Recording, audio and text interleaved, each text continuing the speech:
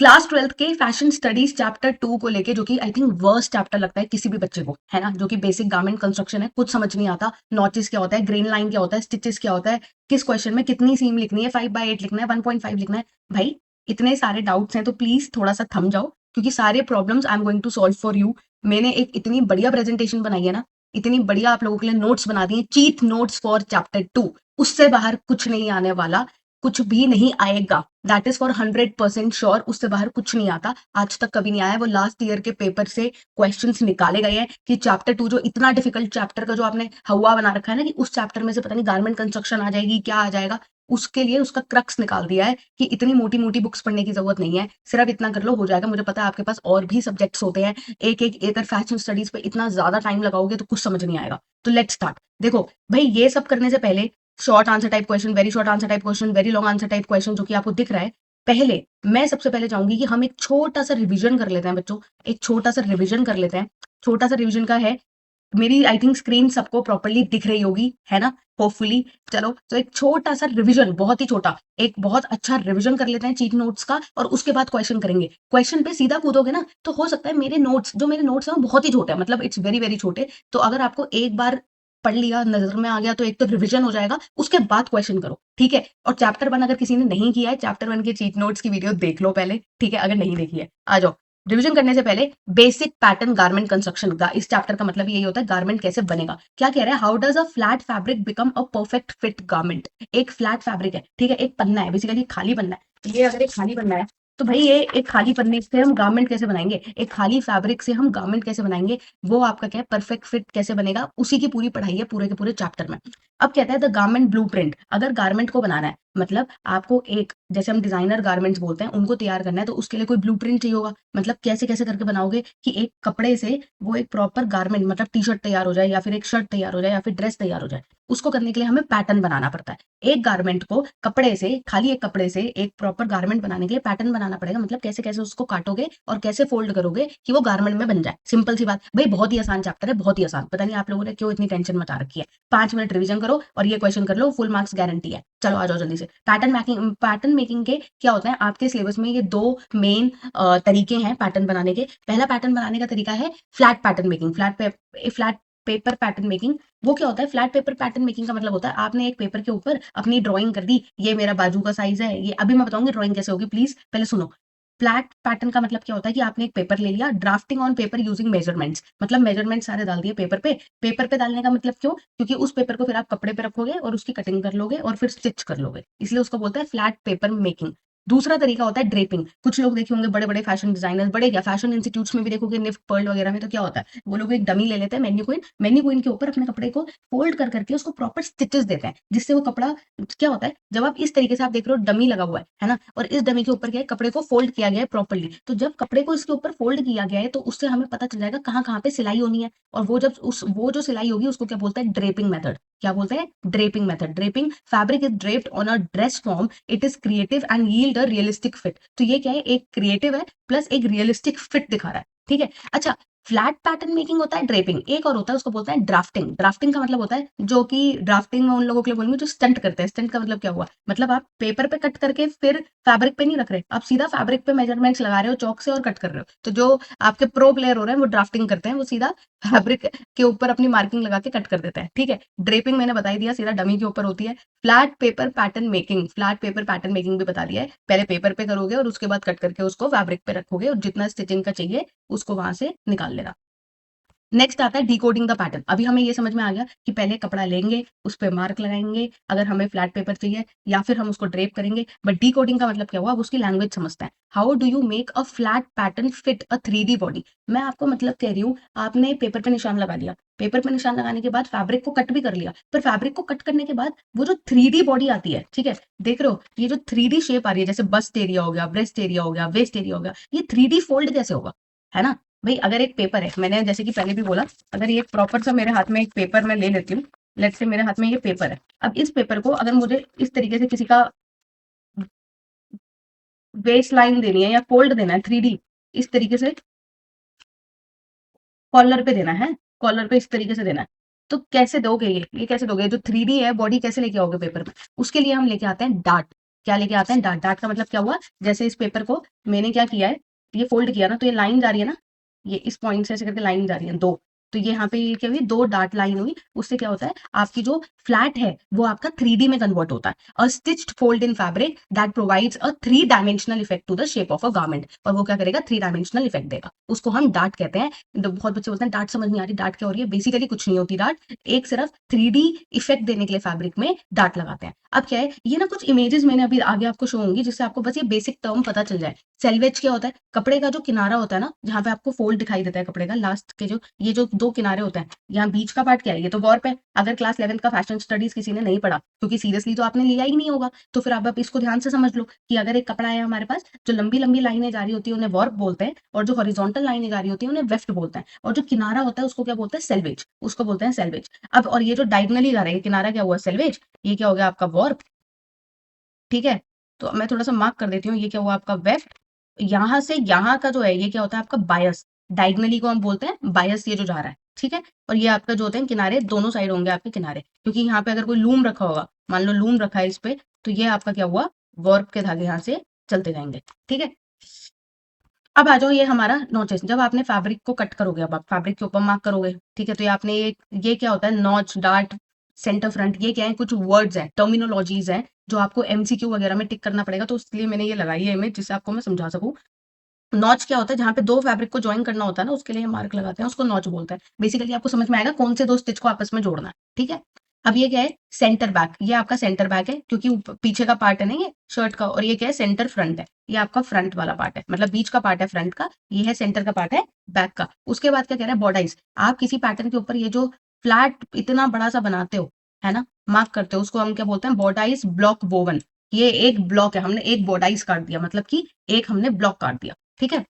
उसके बाद ये इसका साइज, ये इससे कोई मतलब नहीं है आपको, ठीक है। डार्ट कहाँ पे इसने लगाई है, ये जो कट लगाया है ना, फोल्ड उसको शेप देने के लिए, ये क्या हो गया आपका, डार्ट हो गया, ये क्या हो गया आपका, डार्ट वाला पार्ट हो गया। नेक्स्ट आ जाते हैं, ये आपका सेंटर बैक है, ठीक है। एनोटेशंस क्या होता है, लोग बोलते हैं एनोटेशंस क्या होता है, annotations including title, size, date. आपने एक बोडाइस बनाया है, पर उस बोडाइस को आपको प्रॉपर्ली लेबल भी तो करना पड़ेगा ना। मान लो इस पे, ये जो मेरा पेपर था, ठीक है, ये इस पेपर पे मैंने अलग अलग शेप्स तो कट कर ली कि ये मेरा बैक है, ये फ्रंट है, तो खाली बैक फ्रंट लिखने से नहीं होता ना। उस बैक फ्रंट पे आपको ये भी मार्क करना पड़ेगा कि मुझे कितनी सीम देनी है, मतलब कितनी दूरी पे, ये जो आप स्टिच देख रहे हो इसको सीम बोल रहा है, कितनी दूरी पे आपको यहाँ पे स्टिचिंग करनी है, कहाँ पे आपको बोडाइस का मार्क करना पड़ेगा कि क्या साइज है, क्या डेट है, उसको हम एनोटेशंस बोलते हैं। नेक्स्ट ये दिखा रहा है आपका, एक शर्ट है, शर्ट का जो ऊपर का पार्ट है उसको उसने योक बोला है। टॉप स्टिच का मतलब ये जो स्टिच लाइन ऊपर जा रही है, टॉप स्टिच, किसी भी फैब्रिक या सॉरी किसी भी गारमेंट का, जब भी कोई स्कर्ट बोलो या कोई शर्ट बोलो या कुर्ता बोलो, उसकी जो लास्ट का जो नीचे की लाइन होती है उसको बोलते हैं हेम लाइन। क्या बोलते हैं, हेम लाइन। सीम क्या होती है, सीम वो स्टिच होती है, सीम का मतलब क्या है, एक ऐसी स्टिच जहां पे दो फैब्रिक आपस में जुड़ रहे हैं, उसको बोलते हैं सीम। हमने एक क्या करा है, सीम, जहां पे हमने क्या करी है, स्टिच लगा दी है। टॉप स्टिच मतलब किसी भी मेन स्टिच के ऊपर एक आप जो रनिंग स्टिच लगाते हो, वो आपकी टॉप स्टिच होती है। नेक्स्ट आ जाते हैं हम, ग्रेन लाइन क्या होता है, different types of grain line का क्वेश्चन और पैटर्न मेकिंग का क्वेश्चन बहुत बार आता ही आता है, क्योंकि दो तरीके आपके, तीन तरीके मैंने बताए थे, ड्राफ्टिंग जो प्रो लोग होते हैं, और बाकी मैंने आपको बताया फ्लैट पेपर और ड्रेपिंग, वो क्वेश्चन आता है। और ग्रेन लाइन का क्वेश्चन बहुत आता है। ग्रेन लाइन क्या है, स्ट्रेट ग्रेन, क्रॉस ग्रेन, बाइस ग्रेन। तो ग्रेन क्या होती है, बेसिकली ग्रेन लाइन वो होती है जो आपको ये बताती है कहाँ पे आपको अपने मेजरमेंट रख के उसको कट करना है। वो ग्रेन लाइन तीन हो सकती है, या तो फैब्रिक के लेंथ वाइज हो सकती है, मतलब कि उसके वेफ्ट में अगर ये कपड़ा है, लेंथ वाइज स्केल रखा, मेजरमेंट मारा, तो वो क्या हो सकता है, लेंथ वाइज ग्रेन लाइन। या तो हॉरिजॉन्टली हो सकता है, हॉरिजॉन्टली वाले को क्या बोलते हैं, क्रॉस वाइज ग्रेन लाइन। और यार टेढ़ा जाएगा, जैसे हम किसी भी कपड़े को अगर मैं इधर से खींचूंगी, दोनों साइड से खींचूंगी, तो वो क्या हो गया मेरा, बायस लाइन ग्रेन लाइन, है ना, ये मेरी क्या होगी, बायस ग्रेन लाइन। तभी उसने क्या बोला है, पैरेलल टू सेल्वेज, मतलब वेफ्ट के साथ जाता है, parallel to selvage. Cross grain क्या होता है, स्लाइट स्ट्रेच होता है, वो कि आपकी वेफ्ट के साथ जाता है। और बायस ग्रेन क्या होता है, जो कि आपका सबसे ज्यादा, कोई भी फैब्रिक अगर डायगनली खींचोगे ना तो सबसे ज्यादा खींचता है। ये क्वेश्चन आता है पेपर में कि सबसे ज्यादा कब फैब्रिक को में स्ट्रेंथ आती है, या फिर सबसे ज्यादा स्ट्रेच कब आती है। स्ट्रेच तब आएगी जब आप उसको बायस में खींचोगे, मतलब डायगनली खींचोगे, ठीक है, क्योंकि स्ट्रेट ग्रेन और क्रॉस ग्रेन में नहीं आती है। क्रिएटर्स टूल किट, अब ये सब आपको बनाने के लिए, पैटर्न बनाने के लिए एक क्रिएटर्स की टूल किट तो चाहिए होगी। हमेशा मैम कहती हैं स्टिचिंग लैब में आओ तो स्टिचिंग लैब का सामान लेके आओ, तो क्या सामान लेके आओ, मेजरिंग टेप होनी चाहिए। टेप ऐसे ही दिखती है आपको, है ना, टेलर लोग लगा लेते हैं, डिजाइनर लगा ले टेप, तो लोग तो मजाक उड़ाने लग जाते हैं, बट कोई बात नहीं बेटा, ये भी एक पार्ट है। टेलर लोग और फैशन डिजाइनर लोग मेजरिंग टेप का यूज तो करोगे, मेजर कैसे करोगे, कितने लेंथ चाहिए, तो ठीक है। मेजरिंग टूल में एक आता है ट्रिमर, धागा काटने के लिए ऐसा आपको ट्रिमर दिखाई देता है, इसको ट्रिमर बोलते हैं। ठीक है। एक आता है सीम रिपर। सीम रिपर क्या होता है बच्चों? सीम रिपर वो होता है जैसे आपने कोई स्टिचिंग लगा ली है ना, स्टिचेस कर ली, अब स्टिच को निकालना पड़ता है, कभी कभार गलत सिलाई लग जाती है, तो उसको उखाड़ने के लिए हमें क्या होता है, सीम रिपर की जरूरत पड़ती है। फिर आता है एक ट्रेसिंग व्हील, जो कि आप अगर अपने पेपर को फैब्रिक के ऊपर रखोगे तो ट्रेसिंग व्हील से अच्छी तरीके से मार्क लगा पाओगे। निडल थ्रेडर क्या होता है? निडल थ्रेडर वो होता है जिन लोगों से सुई में धागे नहीं जलते, है ना। आप बोलते हो ऐसे ऐसे थोड़ी करते रहेंगे, बहुत लोग ऐसे होते हैं इंडस्ट्री में जिनको दिखाई नहीं दे, मतलब ये चीज दिखाई नहीं देती, सुई में धागा नहीं डाल पाते हैं, तो क्या वो बैठे रहेंगे जब तक सुई में धागा डलेगा तभी तो स्टिचिंग होगी, चाहे 2 घंटे लगे? ऐसा थोड़ी है। उसके लिए हमारे पास निडल थ्रेडर आता है। अगर नहीं पता था तो मैं दोबारा बता रही हूँ, निडल थ्रेडर क्या काम करता है? आपकी जिन लोगों को दिक्कत आती है, बेसिकली जिन लोगों को दिक्कत आती है आपकी सुई में धागा डालने के लिए, इसलिए आप निडल थ्रेडर का यूज करते हो। Fabric marker pen. Fabric marker pen क्या होता है? इसको बोलते हैं वाटर सोल्यूबल पेन। अगर आपने किसी फैब्रिक के ऊपर इस पेन से अगर निशान लगाओगे तो जब आप वॉश करोगे, जब पूरी स्टिचिंग हो जाएगी तो वॉश करोगे, और जब आप वॉश करोगे तब ये क्या हो जाएगा, हट जाता है। इसको बोलते हैं फैब्रिक मार्कअप पेन। ठीक है, आई होप बहुत ही अमेजिंग रिवीजन हो रहा है और मेन टॉपिक सारे कवर हो रहे हैं। ठीक है, नेक्स्ट आ जाते हैं फ्रॉम पेपर टू फैब्रिक। अब पेपर पे बन चुका है, पेपर पे हमारे पास मेजरिंग टूल थी, फैब्रिक मार्कर ले लिया, ट्रेसिंग व्हील ले लिया, सीम रिपर ले लिया, सब ले लिया, पेपर पे पूरा पैटर्न बॉडाइज तैयार हो चुका है। अब करना क्या है? फ्रॉम पेपर टू फैब्रिक कैसे जाएंगे? कौन से फैब्रिक पे पहले जाओगे? अपना सीधा किसी क्लाइंट ने दिया है, मैम ये मेरा हाई क्वालिटी वेलवेट है और जो ये सिल्क है जो कि 400 रुपए मीटर है, सीधा उस पर रख दोगे क्या बॉडाइज? आ जाओ सिल्क ले आओ, हम प्रो प्लेयर है, प्रो प्लेयर के लिए सिल्क ले आओ, सीधा उसी पे रख के बनाएंगे। भाई थम जाना, उस पे मत बनाना, क्लाइंट चप्पल मारेगा। पहले उसके लिए मुस्लिन या फिर टॉयल, जो कि सस्ता फैब्रिक होता है, उस पे चेक करते हैं। ठीक है, तो मुस्लिन या फिर टॉयल में क्या होता है? A test garment made to check fit और balance before cutting the final fabric. भाई जो इतना महंगा फैब्रिक है, किसी ने ब्रोकेट का दिया 1000 रुपए मीटर, उसका फैब्रिक खराब कर दोगे क्या? सीधा उस पे बॉडाइस रख के अपना प्रो प्लेयर का दिमाग लगा के। पहले अगर आप कहते हैं ना नफ सीखिए हो, अगर न्यू प्लेयर हो तो पहले मुस्लिन या फिर टॉयल पे प्रैक्टिस करो। मतलब आपका बॉडाइस तैयार हो गया, उसको पहले मसलिन फैब्रिक पे टॉयल, क्योंकि वो सस्ता आता है, इट सेव्स कॉस्ट, और आप उसको पहले कट करके अपना स्टिच करके देख भी सकते हो कि हाँ ये परफेक्ट आ रहा है कि नहीं आ रहा। फिर आप अपने मेन गारमेंट पे जाओ, ये एक प्रॉपर तरीका होता है। नेक्स्ट मैं अगर बताती हूँ डार्ट मैनिपुलेशन। इसको लेके तो बच्चे रो ही देते हैं, मतलब क्यों रोते हो? मेरे को ऐसे रोते हुए देख के अच्छा नहीं लगता यार। डार्ट मैनिपुलेशन होता क्या है? जैसे कि स्टेप नंबर 1 क्या है? Draw line. मैं आपको एक सिंपल सी बात बताती हूँ, ये जो डार्ट आप ऐसे करके लगाते हो ना, इसको जगह जगह पे जाके ऐसे करके मूव करना है। यहाँ पे नहीं अच्छी लग रही, अच्छा इसको आगे मूव कर देते हैं, यहाँ पे मूव कर देते हैं, जिससे वो प्रॉपर शेप आ जाए, उसको डार्ट मैनिपुलेशन बोलते हैं इन सिंपल स्टेप। सिंपल सी बात है। स्टेप नंबर ये क्या है? अलग अलग टाइप की डार्ट मैनिपुलेशन है। इधर से लगाओगे तो फ्रेंच है, इधर से लगाओगे तो स्ट्रेट साइड है, इधर से लगाओगे तो मिड आर्म होल है। सीधी सी बात है, आर्म होल खत्म हुआ है, यहाँ पे आपका आर्म होल आता है, वो खत्म आता है, तो यहाँ पे मिड आर्म होल हो गया। शोल्डर टिप, शोल्डर से दोगे तो शोल्डर का हो गया, अगर आप यहाँ मिड शोल्डर से दोगे तो मिड शोल्डर हो गया। तो अलग अलग जगह से उसने आपको बेसिकली ये बताया डार्ट कैसे मैनिपुलेट कर सकता है। अब आ जाओ step number 1, draw line from the apex to the new location. आपने यहाँ से लेके, मतलब आपको जहां भी डार्ट देनी है पहले लाइन लगा लो, फिर स्लैश लगा लो, to along to the new line to the apex. अब एक लाइन बनाई, उसके ऊपर स्लैश का मतलब क्या है? मार्क कर लो, ठीक है, फिर कट कर देना। क्लोज डार्ट, डार्ट को क्लोज कर दो, close to the original dart by folding the paper. Paper को फोल्ड कर दो, जिससे तुम्हें पता चला। अब तुमने कट कर लिया, थोड़ा सा आगे जाके उसको प्रॉपर्ली फोल्ड करोगे तो दूसरी लाइन के लिए आपको एपेक्स मिल जाएगा। New dart open, a new dart open at the slash U redraw. और ये आपकी जो होती है दो डार्ट यहाँ पे ऐसे करके बन जाती है। ठीक है, stitching it all the grand finale. भाई स्टिचिंग मशीन के बारे में क्वेश्चन कभी कभार आ जाता है बच्चों की, स्टिचिंग मशीन को कैसे यूज करते हैं, स्टिचिंग मशीन के क्या क्या फायदे होते हैं। तो स्टिचिंग मशीन की सिंपल सी बात ये है, स्टिचिंग मशीन को देख के मैं आपको मेन मेन चीजें बता देती हूँ। ये होता है फुट पेडल, जहाँ से पैर मारते हैं, फुट पेडल होता है। ये होता है आपका रिवर्स लेवल, ठीक है, या आपकी जो स्टिचिंग है उसके लिए है ये। यहाँ पे क्या होता है, आपका नीचे आप लगाते हो बॉबिन, इसको बोलते हैं बॉबिन, और ये होता है बॉबिन केस। तो ये बॉबिन को बॉबिन केस के अंदर फंसाना होता है। देखा भी होगा दादी अम्मा को कभी या मम्मी को कि बॉबिन लेते हैं, टेलर को देखा होगा आपने किसी, बॉबिन में धागा पहले रोल करते हैं और उसको बॉबिन केस में रखते हैं। तो ये बॉबिन केस है, ये बॉबिन केस का डिपार्टमेंट होता है। यहाँ पे स्टिचिंग मशीन के साइड में आप बॉबिन को लगा देते हो, क्योंकि धागा वो नीचे से लेता है ऐसे करके। अब ये आपकी निडल जा रही है, निडल का फीड फीड डॉग क्या होता है? ये जो उसका पैर है जहाँ पे वो निडल को दबाता है ना, ये जो इसका पैर है जहाँ पे निडल को दबाता है, ये आपका हो गया प्रेशर फुट हो गया। ये हो गया थ्रेड गाइड, ऊपर और नीचे आपका थ्रेड गाइड चल रहा है। ये आपका थ्रेड टेकअप है, थ्रेड को लेगा। उसके बाद ये आपका आ गया, ये जो दो पहिए होते हैं ये क्या होता है? ये बेसिकली क्या है आपका? Stitch with regulator. कितनी दूरी पे दो ऐसे ऐसे स्टिच लाइन चल रही है, कितनी दूरी पे आपको स्टिच चाहिए, उसके लिए क्या होता है? Stitch with regulator. और ये इससे रिलेटेड क्वेश्चन ज्यादातर प्रैक्टिकल में पूछे जाते हैं। अगर आपको ये जानना है कि प्रैक्टिकल के वाइवा में क्या क्वेश्चन पूछे जाएंगे और किस टाइप का प्रैक्टिकल आएगा, तो प्लीज पहले सब्सक्राइब कर दो और उसके बाद कमेंट करना, मोटिवेट करो मुझे कि मैं आप लोगों की हेल्प कर पाऊँ। ठीक है, एनीवेज आगे बढ़ो। बैलेंस व्हील, ये क्या है? बैलेंस व्हील, ठीक है, ये बैलेंस व्हील है। इसको चलाओगे तो स्टिच ऊपर जाएगी नीचे जाएगी, ठीक है। अब आ जाओ स्टिच लेंथ। अब कितनी बड़ा, एक ऐसे भी तो इतनी मोटी मोटी भी तो स्टिच लग सकती है, और ऐसे ऐसे भी स्टिच लग सकती है, छोटी छोटी छोटी छोटी छोटी छोटी छोटी। तो छोटी स्टिच या बड़ी स्टिच कैसी चाहिए, उसके लिए आता है स्टिच लेंथ रेगुलेटर, और दो स्टिच के बीच में कितना डिस्टेंस चाहिए उसके लिए आता है विद रेगुलेटर। ये तो होता है, डिस्टेंस जो चाहिए वो विद रेगुलेटर से, लेंथ जो चाहिए वो आपका यहाँ से मिलेगी, बैलेंस भी लेगी। बस नोट्स खत्म ही होने वाले हैं, इसलिए रो मत। Seam finishing prevents raw edges from fraying for a clean look, method including pinking and overcasting. अब ये जो छोटे छोटे सीम के धागे बाहर निकल जाते हैं फैब्रिक को स्टिच करने के लिए, तो हम लोग क्या करते हैं, पिंकिंग या ओवरकास्टिंग मेथड, मतलब उनके जो छोटे छोटे झूतरे बाहर निकल रहे होते हैं सिलाई के, वो हमें काट के उसको फिनिशिंग भी करना होता है एक फाइनल प्रोडक्ट को बनाने के लिए। ठीक है जी। अब आ जाता है मोस्ट इंपॉर्टेंट क्वेश्चन, छोटा सा ही रिवीजन था और आई डोंट थिंक सो ज्यादा टाइम उसने दिया होगा। मोस्ट इंपॉर्टेंट क्वेश्चन पे आ जाते हैं, एमसीक्यूज करवाऊंगी, वेरी शॉर्ट क्वेश्चन करवाऊंगी, शॉर्ट क्वेश्चन करवाऊंगी, लॉन्ग क्वेश्चन करवाऊंगी एंड वेरी लॉन्ग क्वेश्चन करवाऊंगी। जिस बच्चे ने ये सारे कर लिए तो उसके तो भाई 100 मार्क्स गारंटी है।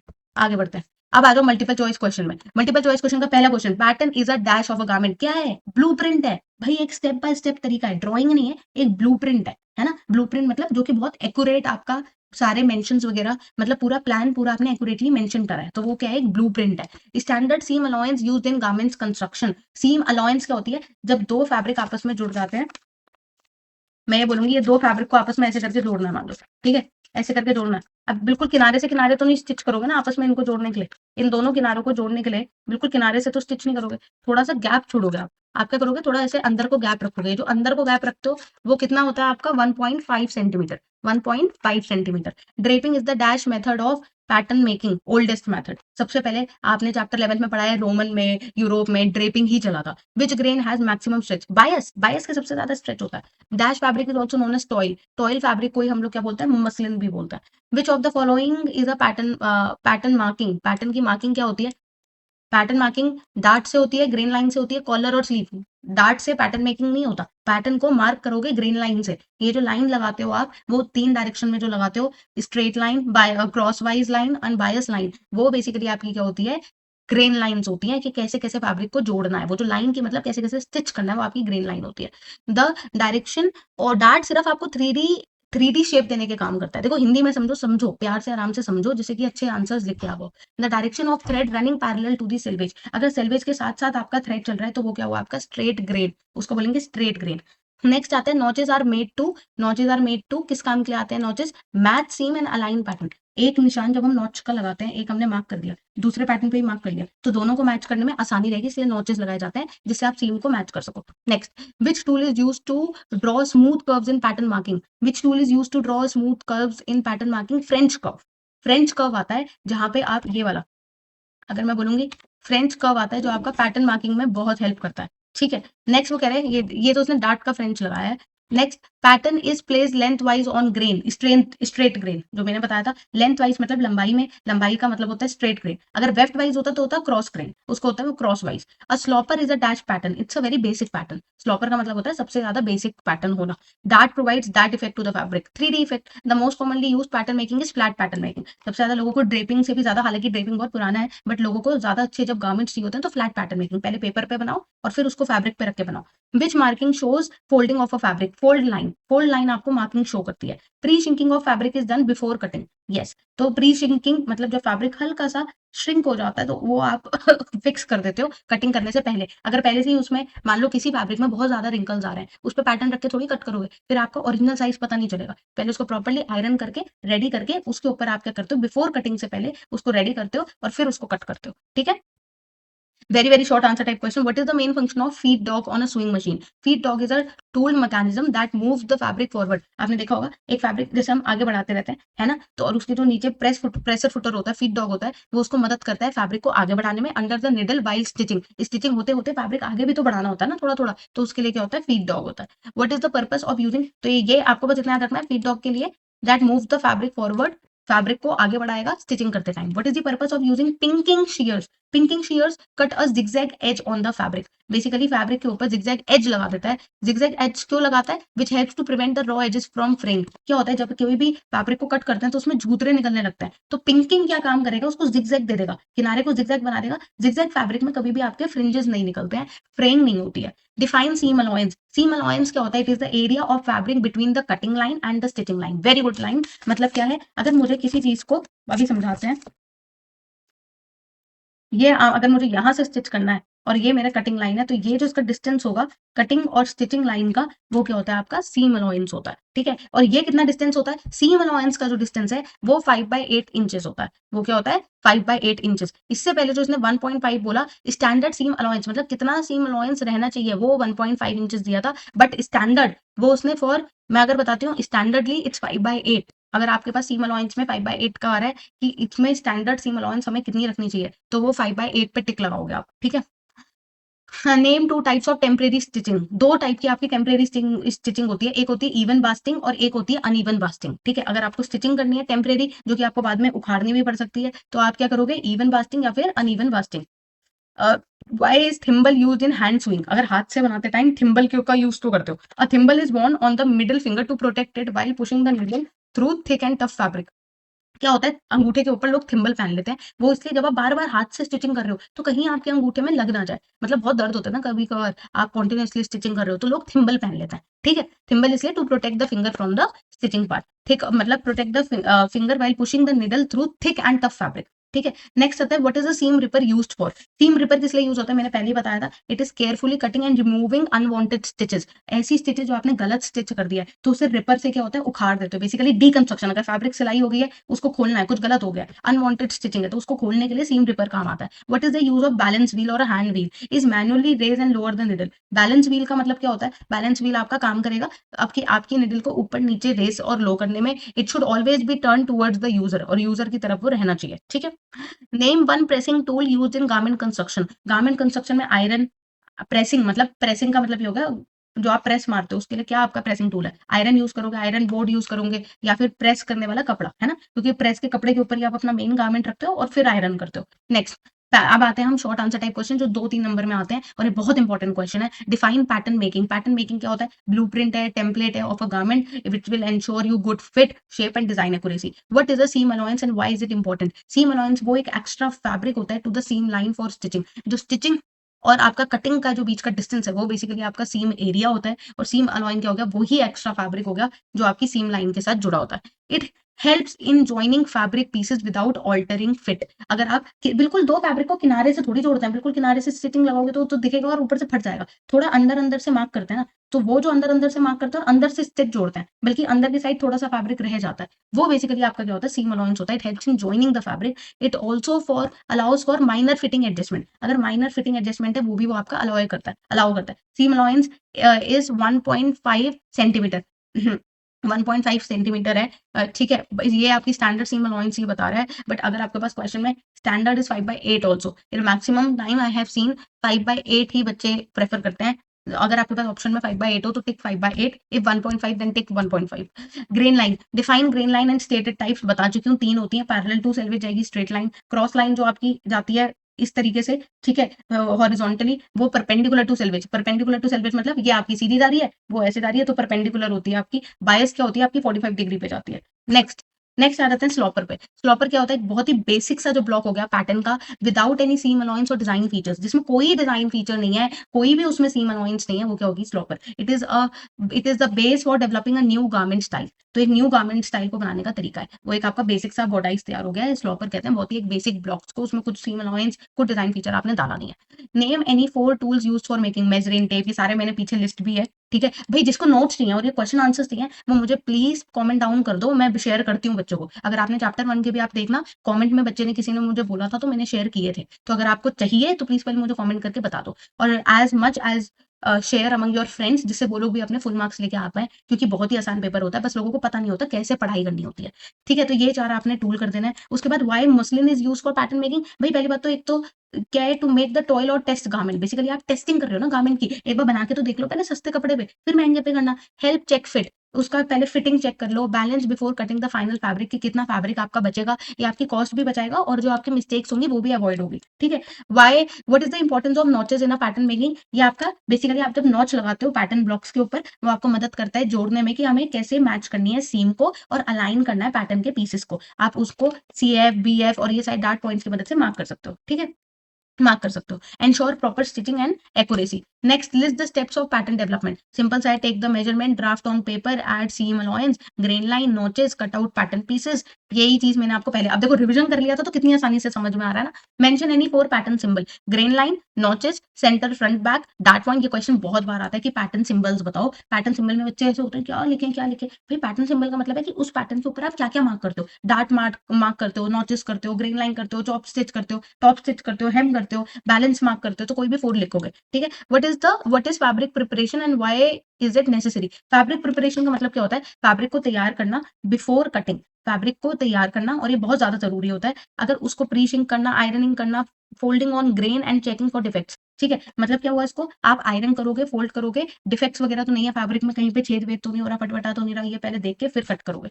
लॉन्ग आंसर टाइप क्वेश्चन कर लेते हैं जो 3 से 5 नंबर में आते ही आते हैं, ये भी बहुत इंपॉर्टेंट है। Differencing between measuring tools and marking tools. Measuring tools आपके मेजर करते हैं फैब्रिक की मेजरमेंट्स को।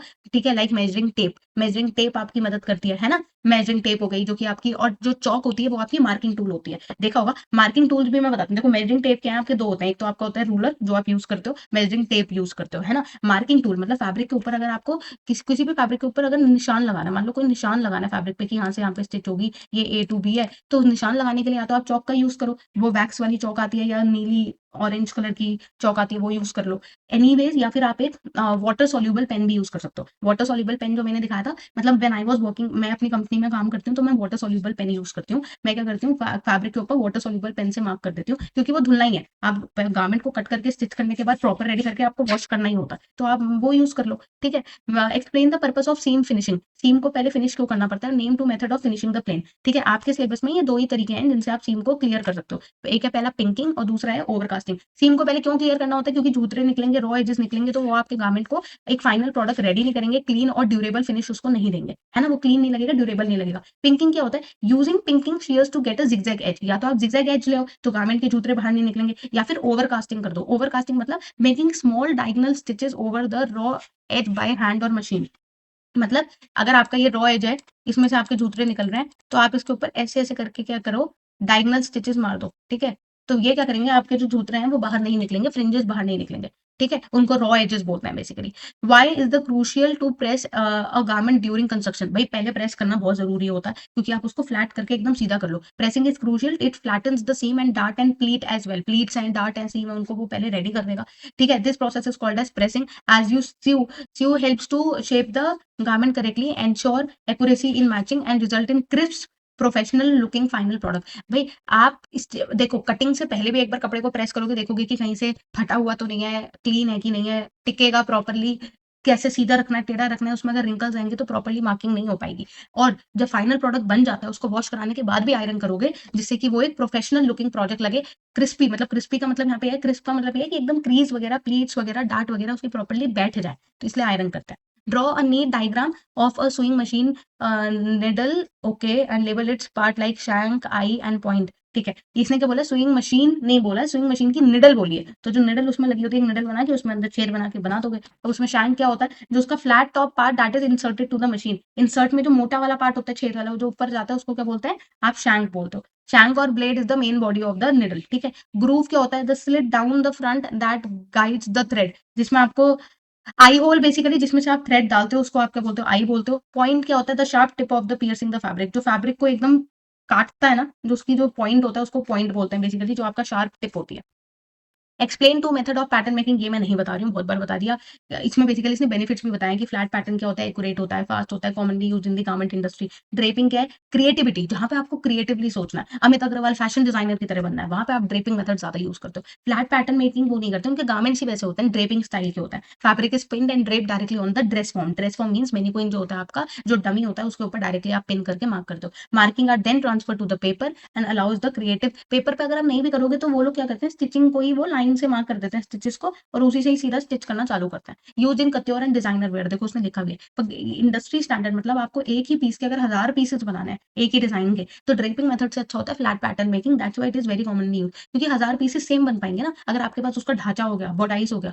What is the pattern layout. Pattern layout क्या होता है, and explain it's important. Pattern layout is the arrangement of pattern pieces. Pattern के different different pieces को एक साथ रखने को पैटर्न लेआउट बोलता है। और वो क्या काम करता है, save fabric, reduces waste, ensure correct grain marking, help matches, design, check, stripe, improve करें कटिंग एक्यूरेसी, कट कहाँ से करना है उसकी एक्यूरेसी को, फैब्रिक को बचाना, इसलिए प्रॉपरली पैटर्न को रखना बहुत जरूरी है, नहीं तो गलत स्टिच हो जाएगा, फैब्रिक भी वेस्ट होगा, डिजाइन भी और मेहनत भी सब वेस्ट हो जाएगा। इसलिए पैटर्न को ढंग से रखना और अलग कट करना दोनों ही बहुत जरूरी है। What is a dart manipulation, ये क्वेश्चन बहुत बार आता है। Dart manipulation is shifting the position, shifting the position, shifting the position of a dart without changing fit. तो आप फिट चेंज नहीं कर रहे हो, बस आप उसकी पोजीशन चेंज कर रहे हो, ठीक है। स्लैश एंड स्प्रेड मेथड क्या होता है, draw a line from dart apex to a new location. ये मैंने पूरा डार्ट एंड स्प्लैश मेथड ही बताया था आपको, जो ऊपर नोट्स में लिखा हुआ है, ये वही है सेम, ठीक है। बस आपको ये पता होना चाहिए डार्ट मैनिपुलेशन क्या काम करता है। वट आर ग्रेन लाइन, ये सेम क्वेश्चन है। How can proper fit be evaluated on a garment, garment के ऊपर प्रॉपर फिट कैसे होता है। शोल्डर के ऊपर आपको देखना पड़ेगा, seam should align with the shoulder line, no wrinkle, bust के ऊपर नो रिंकल्स होने चाहिए, नेक लाइन के ऊपर should lie flat and neither too tight और लूज। बेसिकली प्रॉपर फिट में आपको ये सब चीजें देखनी पड़ती है कि जो अगर आपका शोल्डर है तो उसके ऊपर सिलाई ढंग से अलाइन हुई है या नहीं हुई है, जैसे ये वाली सिलाई ढंग से अलाइन हुई है या नहीं हुई है। बस्ट बस्ट एरिया में ज्यादा रिंकल्स तो नहीं आ रहे हैं, ज्यादा डार्ट तो नहीं आ रही है, उसकी जो डार्ट है प्रॉपर्ली शेप तो दे पा रही है। नेक लाइन पे आपको देखना होता है ज्यादा टाइट या ज्यादा लूज तो नहीं हो रही है नेक। आर्म होल पे आपको देखना होता है, कभी आर्म होल बिल्कुल टाइट कर दोगे तो हाथ मूव ही नहीं हो पाएगा, तो हाथ मूव हो रहा है या नहीं हो रहा है। इसलिए कहते हैं प्रॉपर फिट तो है ना, आपकी फिटिंग तो अच्छी है ना गारमेंट की, अच्छी तरीके से चल पा रहे हो ना, अच्छी तरीके से काम कर पा रहे हो ना। साइड सीम क्या होता है, should fall straight and balance, जो आपकी सिलाई है वो एकदम सीधी स्ट्रेट लगनी चाहिए, टेढ़ी मेढ़ी तो नहीं हो रही है। ये सब चीजें आपको ध्यान में रखनी होती है। और ये प्रॉपर फिटिंग गारमेंट बनाने के बाद पूछोगे ना अपने क्लाइंट से कि आपको फिटिंग सही लग रही है कि नहीं लग रही, तो इन्हीं सब चीजों का मतलब होता है कि फिटिंग सही है कि नहीं है। State the advantage of pattern making, give accurate fit और शेप, है ना। पैटर्न बनाओगे तो प्रॉपर फिटिंग और प्रॉपर शेप आएगी। सेव फैब्रिक टाइम, फैब्रिक बचाएगा। Easy easy to replicate style, और आपके पास अगर एक बार पैटर्न तैयार हो गया और उस क्लाइंट ने वो कपड़ा ले गया, उसके बाद दोबारा कोई आता है वही पैटर्न आप यूज कर सकते हो, है ना। Help maintain standardization in production, जब एक ही पीस के अगर किसी ने बोला 1000 पीस बनाओ, जैसे एक्सपोर्ट इंडस्ट्री काम करती है या फिर इंडियन मैन्युफैक्चरर्स काम करते हैं, जब आपको मल्टीपल पीसेस बनाने हैं उस एक ही पीस के, तो वो एक ही ढांचा आपका यूज होता है। Allow modification and creativity in design, difference between basic pattern and working pattern. Basic pattern आपका सिंपल फिटेड होता है, उसमें कोई सीम वगैरह नहीं होती, जो आपका बेसिकली बेसिक पैटर्न मतलब sloper, used as a base to the new design and no styling element, है ना। वर्किंग पैटर्न क्या होता है, जहाँ पे it is adapted from basic pattern, उसमें आप सीम्स वगैरह डालते हो, स्टाइलिंग वगैरह करते हो, ठीक है। आई थिंक कोई डाउट अभी इसमें नहीं होना चाहिए, बट अभी खत्म नहीं हुआ, अभी मेन क्वेश्चन हमारे अभी बचे हुए हैं, ठीक है। मतलब very long answer type question है, बस दो। तो पहले जल्दी से कर लेते हैं। Explain the function of following 4 essential parts of a sewing machine. Tension disc, tension disc क्या होती है, आपको बेसिकली स्विंग मशीन के बारे में ये 3-4 इसने चीजें बताई हैं, जैसे प्रेशर फुटर, जहां से आप कपड़े को दबाते हो पीछे की तरफ जाता है और आप स्टिचिंग कर पाते हो। स्टिच रेगुलेटर बताए थे मैंने आपको, 2 स्टिच रेगुलेटर होते हैं, एक आपका कि कितने डिस्टेंस पे आपको स्टिच लगानी है और कितनी मोटी या पतली स्टिच लगानी है, ठीक है। टेकअप लेवर क्या हुआ, the lever which is move up, जब आप अप करते हो, टेकअप लेवर क्या होता है, अप और डाउन करने के लिए, जब आप उसको move up and down in a slot, it primary function is to feed the thread to the needle, कि निडल के अंदर वो थ्रेड चला जाए, and pull up the slack in the thread after a stitch, और stitch के बाद वो उसको पीछे खींचता है, तो इसलिए उसको ऊपर नीचे करते हैं टेकअप लेवर को। टेंशन डिस्क क्या करती है, this part controls and titans the upper thread, ऊपर का जो थ्रेड होता है, जो आपका ऊपर से जा रहा होता है, सबसे ऊपर से आप रील में लगा के रखते हो, वो रील से धागा बॉबिन की तरफ से आ रहा है और फिर वो आगे बढ़ रहा है, तो वो क्या कर रहा है काम, बेसिकली आपका जो ऊपर वाला थ्रेड आ रहा है ना, बॉबिन से नीचे वाला आ रहा है, तो वो जो स्टिचिंग आपकी हो रही है उन दोनों को वहां पे प्रॉपर्ली फिट करने के लिए वहां पे टेंशन डिस्क होती है, जो आपके अपर थ्रेड को लोअर थ्रेड को लॉक करती है perfectly between the fabric layer. Fabric की लेयर पे एक ही टाइम पे दोनों थ्रेड ऊपर नीचे के स्टिच हो, वो चीज मेक श्योर करने के लिए प्रॉपर जो आपकी टेंशन डिस्क होती है वो काम करती है। 4 पार्ट बता देना तो आपका काम हो जाएगा। लास्ट क्वेश्चन पे आ जाते हैं। List the essential tool required for cutting and marking, ये मैं बता चुकी हूँ। ड्रेस मेकर, शीयर्स होते हैं, 4 टूल्स इसने बोले हैं, टेलर स्टॉक होती है, ट्रेसिंग व्हील होता है, और एक मैंने बताया था वाटर सोल्यूबल पेन होता है, ट्रेसिंग पेपर होता है, ये सारे भाई। Now you have to, what you have to do is share among your friends as much as you can. Do subscribe channel so that I can share you the cheat notes. Also I can share you and we can be connected for chapter 3, क्योंकि अभी chapter 3 और 4 भी बचे हुए हैं। तो chapter 2 this is for sure बच्चों, chapter 2 में इससे बाहर कुछ भी नहीं आएगा। अगर ये आपने ढंग से कर लिया, you will be able to grow properly, अपने एग्जाम में अच्छी तरीके से कर पाओगे। एग्जाम में अच्छी तरीके से नहीं कर पाओगे, ये इतना इंपॉर्टेंट चैप्टर है कि जब आप फैशन इंडस्ट्री में अगर घुसना चाहते हो या फिर डिजाइनर बनना चाहते हो, उसके लिए आपको बहुत काम आएगा। तो I think thank you and best of luck your exam. मैं चाहती हूँ और अगर 100 में से 100 मार्क्स आ जाए तो वो भी कमेंट करके जरूर बताना। Bye bye.